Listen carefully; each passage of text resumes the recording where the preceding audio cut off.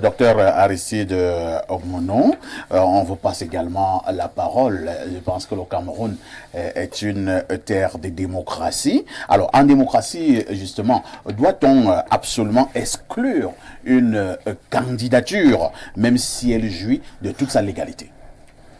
Déjà, je ne suis pas d'accord avec une partie de l'analyse du professeur Mathias. C'est de votre droit.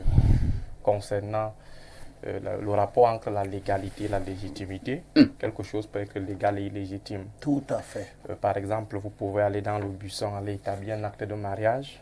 Cet acte n'est pas légitime. Donc le mariage n'est pas légitime.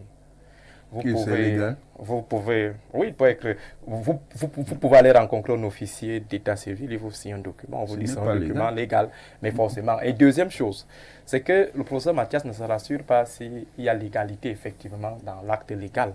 Parce que l'acte légal peut être illégal. Ce qu'il considère de l'acte légal.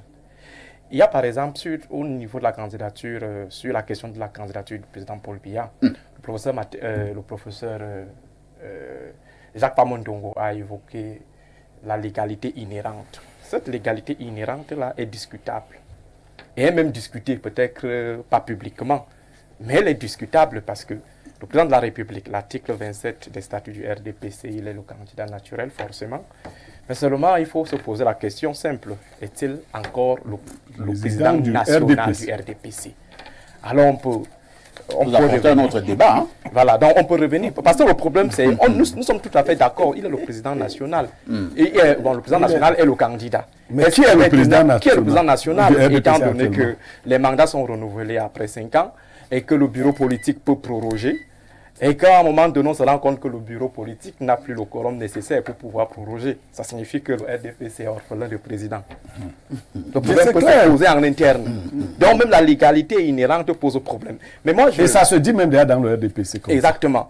Mais moi, j'aimerais rester sur l'approche purement sociologique et humaniste même qu'a abordé tout à l'heure Pierre Blaireau. Vous voyez, le professeur Mathias peut parler de l'exceptionnalité du Cameroun, de l'extraordinarité du Cameroun, du pluralisme exceptionnel du Cameroun.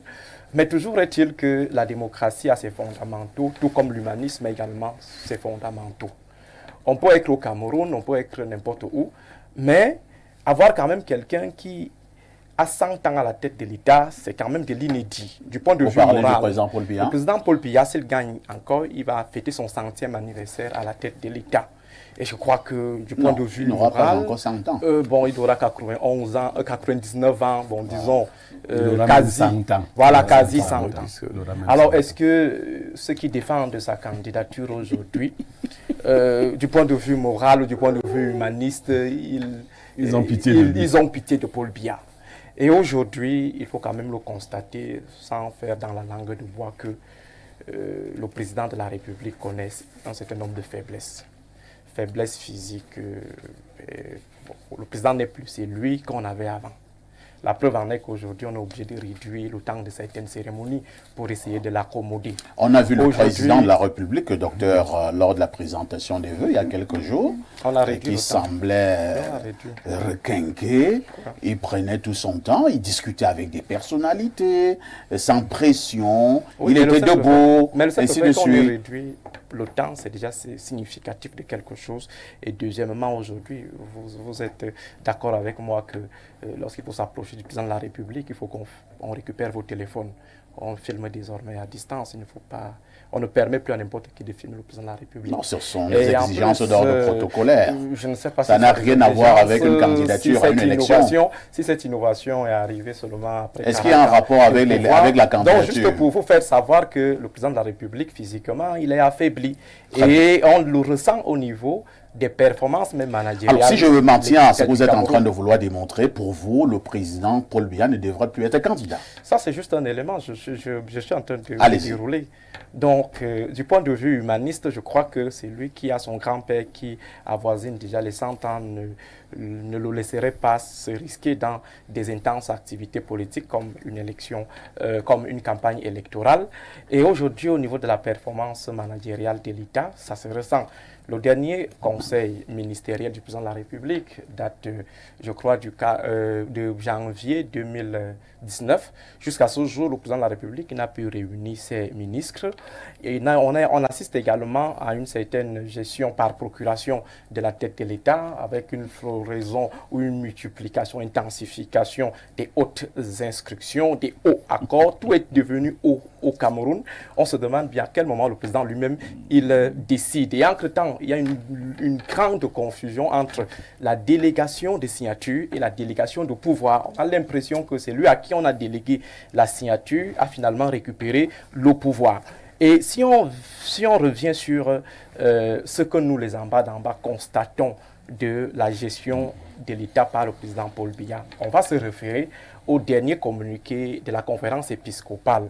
On va dire que, bon, 2 évêques, 3 évêques avaient parlé, mais là, c'est quand même la conférence épiscopale, sauf à dire que tous les évêques, cette fois-ci, se sont assis pour faire mal à Paul Biya ou pour dire au peuple camerounais que, à vous de prendre vos responsabilités. Je vais utiliser les termes du communiqué des évêques. Les évêques parlent de la situation dramatique du pays.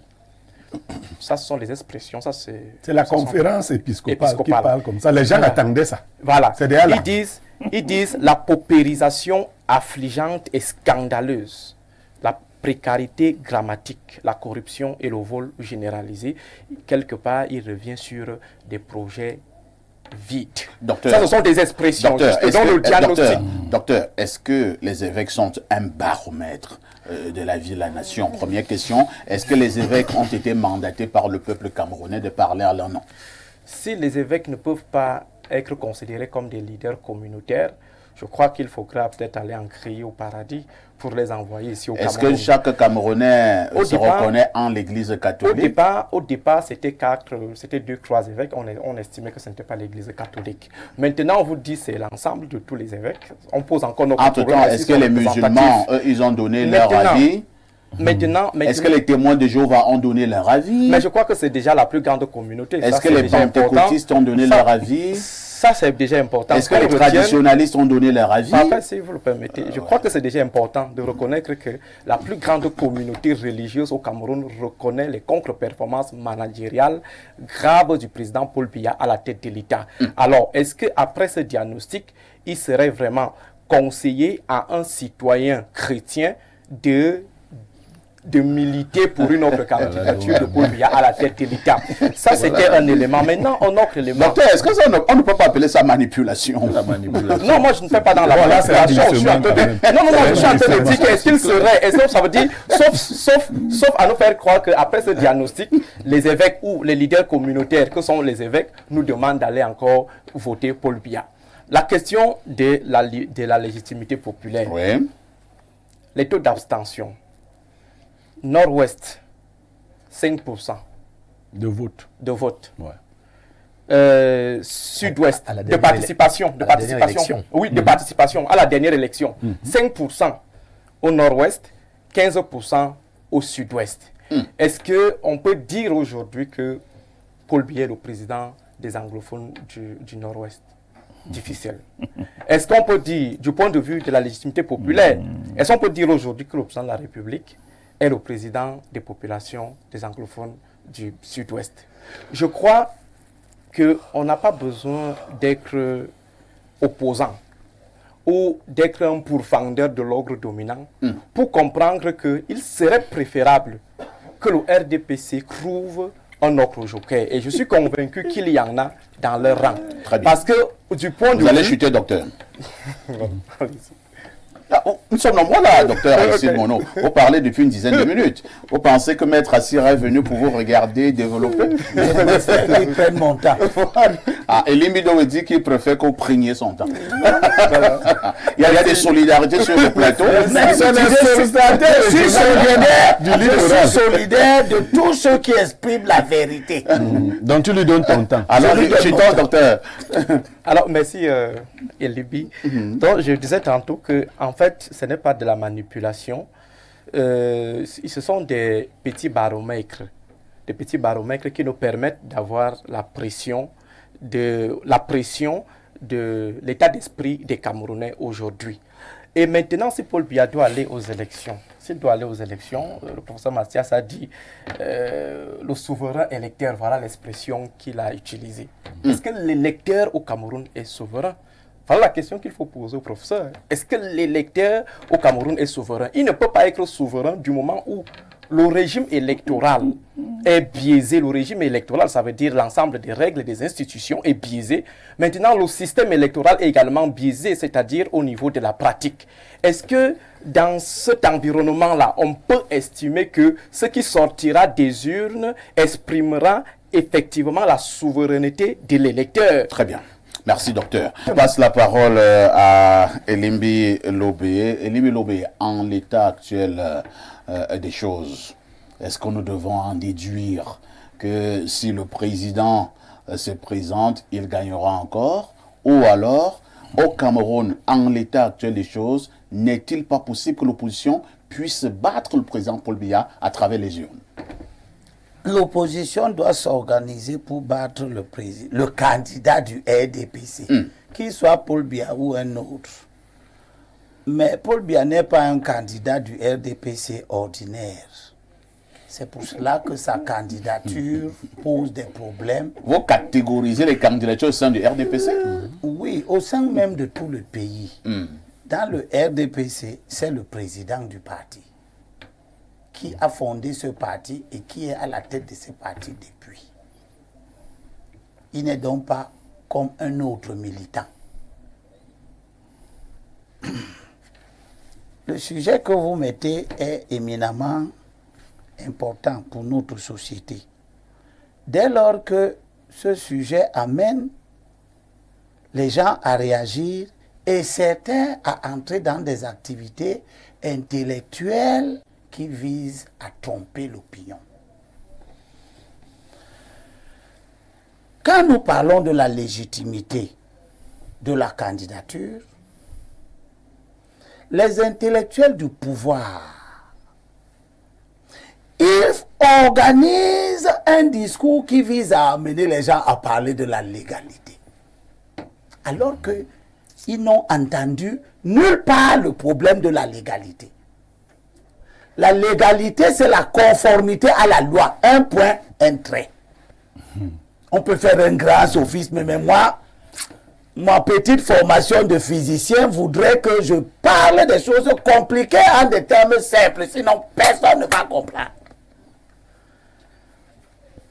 J'ai ici la définition de la légitimité selon le dictionnaire juridique. Je suis sur Google. Définition de la légitimité. La légitimité est la conformité à un principe supérieur qui, dans une société et à un moment donné, est considéré comme juste. La notion de légitimité ne recouvre pas celle de la légalité, qui est plus restreinte et qui caractérise ce qui est seulement conforme à la loi. Je termine. La notion de légitimité est contingente de la culture. C'est-à-dire qu'elle renvoie à la culture, au vécu des gens, aux valeurs culturelles qui sont en place. La légalité s'apprécie en fonction du droit positif. Dans le langage quotidien, ces notions sont souvent employées l'une pour l'autre. Ce qui est légal est-il nécessairement légitime? Le dictionnaire a posé la question. Et j'ai gardé pour notre pays ce que dit les Saintes Écritures depuis des millénaires. Paul dit aux Corinthiens, dans 1 Corinthiens chapitre 10, verset 28, toutes choses sont permises, c'est-à-dire la loi. Mais toutes choses ne sont pas avantageuses. Donc, ce qui est conforme à la loi peut ne pas être bon. Toutes choses sont permises, mais toutes choses ne bâtissent pas. Il est donc question ici d'apprécier ce qui se fait au regard de ce que cela peut être profitable à l'élévation des mentalités, à la culture. C'est dans ce sens que je salue Assira. Je te salue. Je te salue parce que dans le corps des avocats, tu apparais comme constituant la conscience morale de ce corps.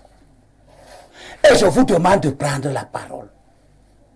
Prenez la parole pour que ce qui va se faire ne soit pas une question de légalité, parce que le problème de la légalité ne se pose pas. Mais que ce qui va se faire soit de nature pour les générations à venir à élever la conscience de la société. Lémi Lobé, attendez un peu. C'est un peu compliqué ce que vous êtes en train de dire. Nous sommes en République.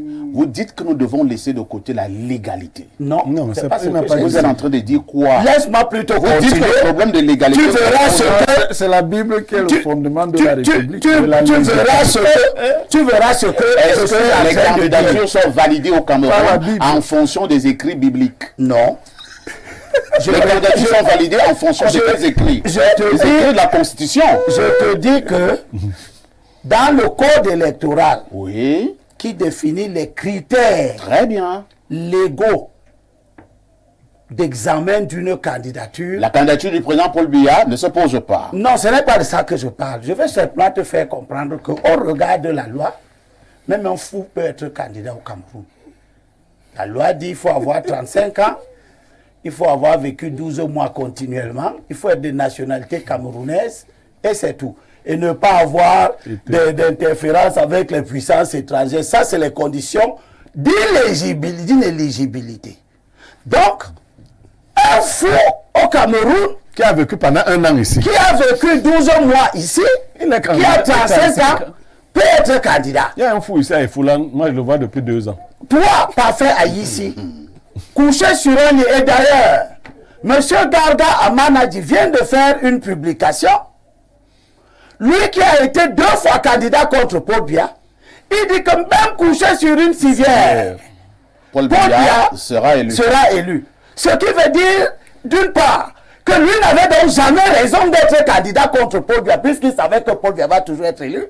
Mais ensuite, il dit que l'état de santé n'est pas un critère d'appréciation. Sur le plan légal, il a raison, mais il existe, et c'est ce que la Bible nous dit, que la légalité n'est pas le seul fondement de l'appréciation de ce qui est bon. Merci beaucoup. Je n'ai pas terminé, laisse-moi continuer rapidement pour dire aux gens que, comme le recteur, comme les femmes d'Ongo et les autres, la Bible a aussi évoqué l'existence de telles personnes. C'est le terrorisme intellectuel.